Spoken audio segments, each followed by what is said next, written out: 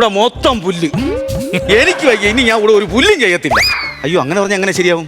ഈ പുല്ല് കൊട്ടിയാണല്ലോ ഞാൻ ജീവിക്കുന്നത്. ആ പുല്ല് ഞാനങ്ങ് മറന്നുപോയി. ദോഷം പറയരുതല്ലോ. പേര് ഗോൾഫ് ക്ലബ്ബ്. ചില പൈസ ഇല്ലാത്ത കിളവന്മാർ കടവരാന്തയിലും ബസ് സ്റ്റാൻഡിലൊക്കെ ഇരുന്ന് കൊതിയും നുണയും പറയും പോലെ കോട്ടും സൂട്ടും വെള്ള ഡ്രസ്സും തൊപ്പിയൊക്കെ ഇട്ട് കുറേ പേര് ഇവിടെ വന്നിരുന്നോളെ പറയും. ഇത് തന്നെയാണ് ഇവിടെ നടക്കുന്നത്. 10-15 പശുവിനെ മാറ്റിട്ടിരുന്നെങ്കിൽ ഈ പുല്ലെല്ലാം കൂടെ തിന്ന് അതിൽ നിന്ന് കിട്ടുന്ന പാലും ചാണകമൊക്കെ വിറ്റിട്ട് അല്പം സ്വല്പം സന്തോഷത്തോടുകൂടി എനിക്കൊക്കെ ജീവിക്കാമായിരുന്നു. പിന്നെ ഐസക് സാർ, ആ പുള്ളി ഉള്ളത് കൊണ്ട് ഇതിങ്ങനെ അങ്ങ് നിലനിൽക്കുന്നു. പുള്ളി വന്നാൽ വേറൊരു വൈബാ.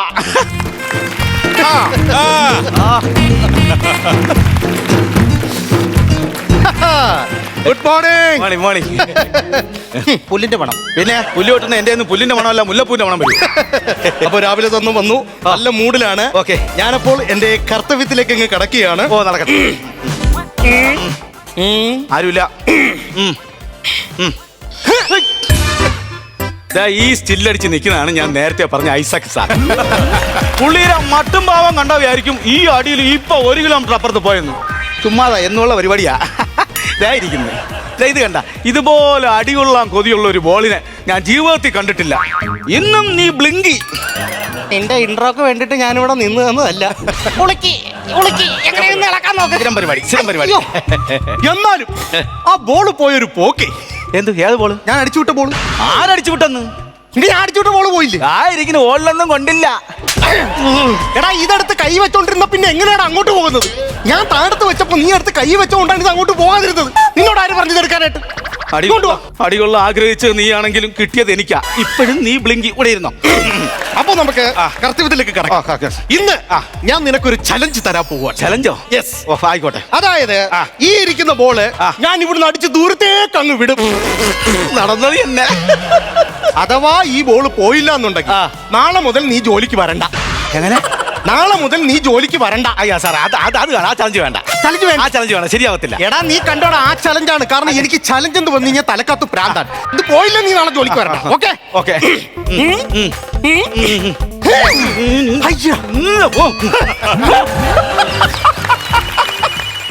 കണ്ടോ പോയ പോക്ക്? കണ്ടോ? പേടിച്ചു പോയല്ലേ? എന്നെ അടിയാ സാർ കഴിച്ചത്. ഓക്കെ, പേടിക്കണ്ട. പോയി പണിയും തന്നു വെച്ച എല്ലാം കൊണ്ട് ചെല്ലി ചെല്ലി ജോലി രക്ഷപ്പെടുത്തി അങ്ങനെ എടുത്ത്.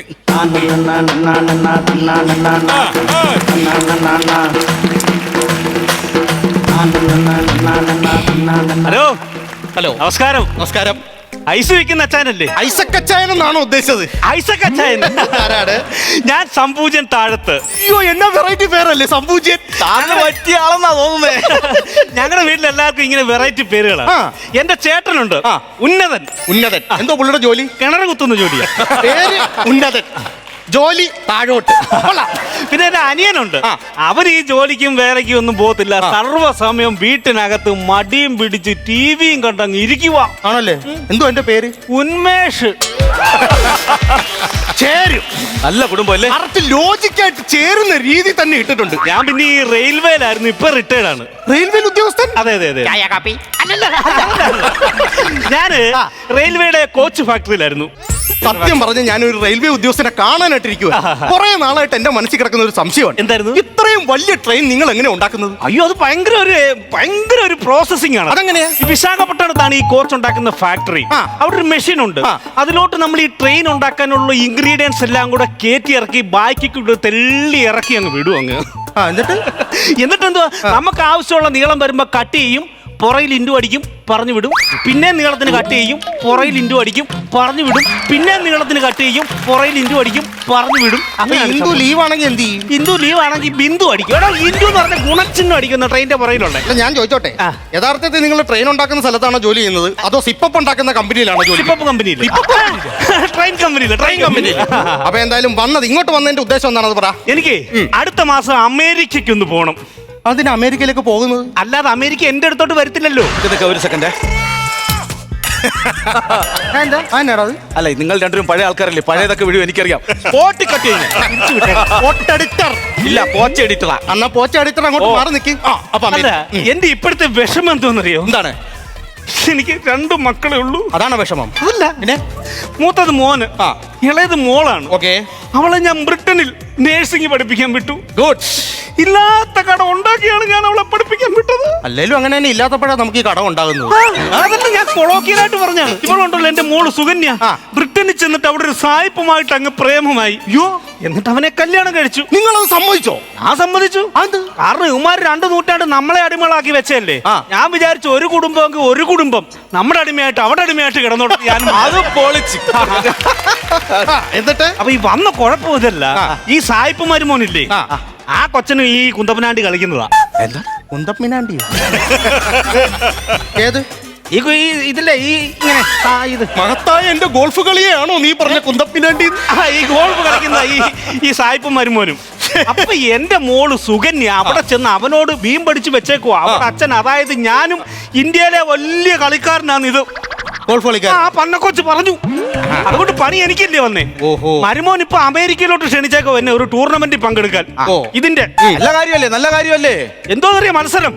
അവിടെ അമേരിക്കയില് ഒരു പെങ്കൊച്ച് കോൺ ഐസ്ക്രീം തിന്നോണ്ട് ഇങ്ങനെ പൊക്കി പിടിച്ചിരിക്കുന്ന ഒരു പ്രതിമയില്ലേ, ആ പ്രതിമയിൽ ഈ ബോൾ അടിച്ച് കൊള്ളിക്കണം ഞാൻ. മറ്റേ ആ കടലിന്റെ കരയിലേക്കുന്നതാണ്. അത് തന്നെ, കോൺ ഐസ്ക്രീം പിടിച്ചോണ്ട് പെങ്കൊച്ച്.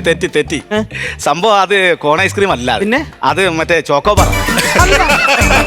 കോൺ ഐസ്ക്രീമാ. എനിക്കറിയാം, എന്റെ കൂട്ടുകാരൊക്കെ അവിടെ ഉണ്ട്. ചോക്കോബാറാണ്. എന്റെ പൊന്നു കൂട്ടുകാരെ, ഇന്നലെ എന്റെ മോൾ എനിക്ക് ഫോട്ടോ ഇട്ട് തന്ന കോൺ ഐസ്ക്രീം തർക്കിക്കല്ലേ, അത് ചോക്കോബാറാണ്. കോൺ ഐസ്ക്രീം ആണ് കാക്കയെപ്പോഴെ കൊത്തിക്കൊണ്ട് പോയേനെ. പുല്ലുവട്ടി, എന്റെ റെയിൽവേ പാളവേ, നിങ്ങൾ ഉദ്ദേശിച്ചത് ലിബർട്ടി ഓഫ് സ്റ്റാച്ചുവിന്റെ കാര്യമാണോ? ആ ബർത്ത് തന്നെ. അമേരിക്കയുടെ മഹത്തായ പ്രതിമയാണ് ഇവന്മാർ ഐസ്ക്രീം കൊണ്ടുവച്ചേക്കുന്നത്. എടോ, അത് പന്തമാണ്. പന്ത് വേണോ? ആ പന്തം. എങ്കിൽ ആ പന്തത്തിൽ ബോൾ അടിച്ച് കൊള്ളിക്കുന്നതാണ് മരുമോൻ വെച്ചേക്കുന്ന ബെറ്റ് ഞാനുമായിട്ട്. അല്ല, ഞാൻ ചോദിച്ചോട്ടെ, ഞാൻ ഇതൊക്കെ നിങ്ങളെ പഠിപ്പിക്കാം. ഇത് പഠിപ്പിച്ചാൽ എനിക്കുള്ള ഗുണം എന്താണ്? അച്ഛന്റെ ഫീസ് എത്ര രൂപയാണ്? 25,000 രൂപയാണ്. അണ പൈസ കുറയാതെ അഡ്വാൻസ് ആയിട്ട് അങ്ങോട്ട് തരും. ഇല്ല, ഞാൻ അണപ്പല്ല അടിച്ചാൽ കളാക്കും. അല്ല, തരണ്ട. പൈസ തരുമെന്ന് പറഞ്ഞാൽ താങ്ക് യു. ഓക്കെ, അനുഗ്രഹിച്ചിരിക്കുന്നു. പിന്നെ വേറെ ഗിഫ്റ്റും ഉണ്ട്. എന്താണ്? എന്റെ മൂത്ത മോനുണ്ടെന്ന് പറഞ്ഞില്ലേ, അവൻ ഈജിപ്തിലാണ് ജോലി. കഴിഞ്ഞ ആഴ്ച കൊടുത്തു വിട്ട വാച്ചായത്. ഇതാ 3.5 ലക്ഷം രൂപ. വാച്ചോട്ടാ. ഒത്തിരി വെറൈറ്റി ഫീച്ചേഴ്സ് ഉള്ള വാച്ചായത്. ഫീച്ചേഴ്സും കാര്യങ്ങളൊന്നും വരത്തൊന്നുമില്ല. അതൊക്കെ ചുമ്മാ, അതൊക്കെ വിട്. ഇങ്ങോട്ട് നോക്കിയേ, അതിനകത്ത് സമയം തോയി. ഇതിനകത്ത് ഇപ്പൊ 10 മണി, ഇതിനകത്ത് 12 മണിയായി. വില കൂടിയാൽ അങ്ങനെ 2 മണിക്കൂർ തള്ളി നിൽക്കും. ആ പഴയ വാച്ച് അടിച്ച് കളഞ്ഞു. ഇത് കൊള്ളത്തെ വാച്ച്. കൊള്ളില്ല, കളഞ്ഞ ഇവിടെ ഈ ഭാഗത്തോട്ട് കളാം. എന്തോ കഷ്ടമെന്ന്. ഇതിന് വേറെ ഉണ്ട്. എന്താണ്? ഇതിന്റെ കീ ഇല്ലേ, ഈ കീ പിടിച്ച് തിരിച്ചാൽ പൈസ കിട്ടും. ചുമ്മാ കിട്ടുമെന്ന് അത് ഒടിച്ച് പറിച്ച് കളഞ്ഞു. അല്ല, ഞാൻ ചുമ്മാ. അത് മോശമായി സാർ. എന്തിനാണ് ആയിരിക്കും പിടിച്ചത്? പിന്നെ 3 ലക്ഷം രൂപ എന്നെ കെട്ടി കൊതി പോലും തീർന്നില്ല. അത് ഓടിച്ച് നാശമാക്കിയിടാ. നോക്കടാ, ഇത് കണ്ടോ? അല്ല, ഞാൻ അത് അങ്ങനെ ഇതിനകത്ത് പിടിച്ചെന്ന് തിരിച്ചപ്പോഴത്തേക്കും പെട്ടെന്ന് 25,000 രൂപ വേണം അത് ശരിയാക്കാൻ. എത്ര? 25,000 രൂപ വേണം ശരിയാക്കാൻ. വളരെ മോശമായി പോയി സാർ. അല്ല, അത് നമുക്ക് എങ്ങനെയെങ്കിലും തന്നില്ല, ഞാൻ കേസ് കൊടുക്കും. ഞാൻ ഇപ്പൊ പോലീസിനെ വിളിക്കും. കേസ് കൊടുക്കണ്ട. പിടിച്ചോ, എടുത്തോ. 25,000 കഷ്ടമാണ് കേട്ടോ. എന്തുവാ? നിങ്ങളല്ലേ പറഞ്ഞ അതിനകത്ത് പിടിച്ച് തിരിച്ചാ പൈസ കിട്ടും. പൈസ കിട്ടിയല്ലോ. എനിക്ക് പൈസ ആർക്കാരും കിട്ടിയാ പോരെ. തിരിക്കുമ്പോ പൈസ ആർക്കാരും കിട്ടിയാ പോരെ. ഏറ്റ പണിയാ വന്ന് കയറിയിരിക്കുന്നത്. നല്ല പണിയാ. അപ്പൊ പഠിക്കണം. ഗോൾഫ് പഠിക്കണം. നമുക്ക് ആദ്യം ഈ കോസ്റ്റ്യൂം പറ്റില്ല. ഞാൻ ഈ ഇട്ടിരിക്കുന്ന ഡ്രസ്സ് കണ്ടോ, ഏകദേശം ഇതുപോലുള്ള ഡ്രസ്സ് കണ്ടിട്ട് വേണം നമ്മൾ ഗോൾഫ് കളിക്കാനായിട്ട്. അതിനെ പരിഹാരം ഉണ്ടാക്കി തന്നാ പോരെ. കളർ വേറെ ആയാലും കുഴപ്പമൊന്നും. ഇത് എന്താണെന്നറിയാമോ, നമ്മൾ ഈ ഒരു വഴിക്കിറങ്ങുമ്പോൾ നമ്മൾ ഇതെല്ലാം കാണും, ഉദ്ദേശം കാണും. അതുകൊണ്ട് എല്ലാ സജ്ജീകരണമായിട്ടാണ് നമ്മൾ വന്നേക്കുന്നത്. ഞാൻ പറഞ്ഞില്ലേ നിങ്ങൾക്ക് പറ്റിയ ആളാണെന്ന് ഞാൻ അറിയാം. എവിടായിരുന്നു ജോലി എന്ന് പറഞ്ഞേ? റെയിൽവേയില് വേറെ സെറ്റും ഉണ്ട്. പച്ചയാ, വീട്ടിലിരിപ്പുണ്ട്. നന്നായിട്ടങ്ങ് മുതലാക്കിയല്ലേ. എന്തുവാ? അവർക്കിപ്പോ അവിടെ കാണിക്കാനായിട്ട് കൊടിയുണ്ടോ? അതെല്ലാം എടുത്ത് വീട്ടിൽ കൊണ്ടുപോയി നിക്കറും പെനിയും തയ്ച്ചിട്ട് വെച്ചേക്കുവാണ്. 5 ട്രെയിനാ ഇപ്പോഴും ട്രാക്ക് മാറി ഓടുന്നത്. കൊടി ഓടാതിരിക്കുവോ? എങ്ങനെ ഓടാതിരിക്കാനാണ്? അപ്പൊ എന്തായാലും നമുക്ക് കാര്യത്തിലേക്ക്. ഇതാണ് ഗോൾഫ് സ്റ്റിക്ക്. ഇതൊന്ന് ഗോൾഫ് സ്റ്റിക്ക്. സാറേ ഈ ഭാഗത്തോട്ട് തിരിഞ്ഞു നിന്ന് പറയൂ. അതിന് ഞാൻ രാവിലെ അവിടെ വെള്ളം തളിച്ചിട്ടില്ല എന്ന് പറഞ്ഞു കഴിഞ്ഞാൽ അവിടെ നല്ലോണം നനയുമായിരുന്നു. ഒന്ന് പോടാ.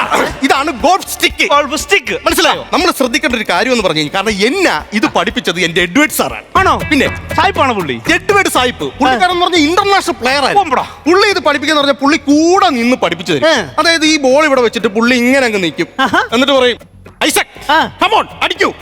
അപ്പൊ ഞാൻ ചിന്ത അറിയാം, ഫസ്റ്റ് അറ്റംപ്റ്റ് ആയിരുന്നു. ഫസ്റ്റ് അറ്റംപ്റ്റ് തന്നെ ഇങ്ങനെ പിടിച്ചിട്ട് ഒറ്റ അടിയാണ് തെറിച്ചങ്ങ് പോയി. ബോളല്ല, മറ്റേ പഠിപ്പിച്ച ആളുണ്ടല്ലോ, പുള്ളിന്റെ ഈ കാലിന്റെ ഈ കണ്ണ് അതിപ്പോ ഇല്ല. പുള്ളി ഇല്ലയോ? ഒറ്റ അടി കളഞ്ഞില്ലേ. അപ്പം മരുമോൻ സായിപ്പാണെന്നല്ലേ പറഞ്ഞു. സായിപ്പാണ്. അപ്പോ നമ്മൾ ചെയ്യേണ്ട കാര്യം എന്ന് പറഞ്ഞാൽ, ആദ്യം ഇതിങ്ങനെ പിടിക്കുക. ഇങ്ങനെ പിടിച്ചിട്ട് നൈസ് ലെങ്ത് നോക്കിയിട്ട് നൈസായിട്ട് ഇങ്ങനെ തട്ടുക. മനസ്സിലായോ? ഓക്കെ.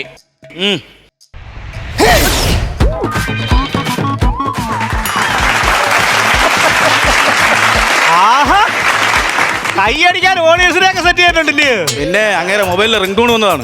ഓ, പോയി പന്തെടുത്തോണ്ട് വരാനായിട്ട്. ചാറ് പോയി എടുത്ത് എനിക്ക് വയ്യ ചുമ്മാ.